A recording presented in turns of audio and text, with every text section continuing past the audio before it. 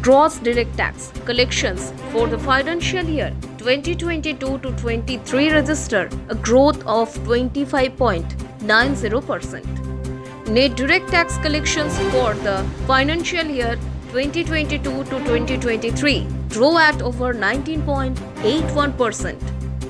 Advance tax collections for the financial year 2022 to 2023 stands at rupees 5,21,302 crore as on 17/12/2022, which shows a growth of 12.83%.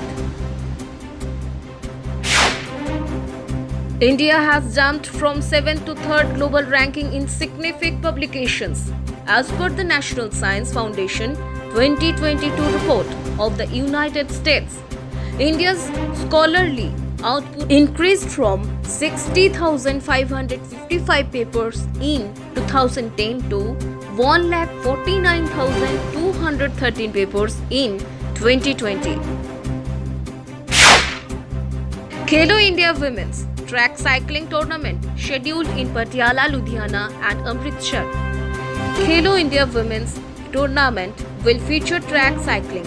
The tournament, scheduled to take place across 4 zones, has been sanctioned for a total rupees 1.15 crore by the Department of Sports, Ministry of Youth Affairs and Sports.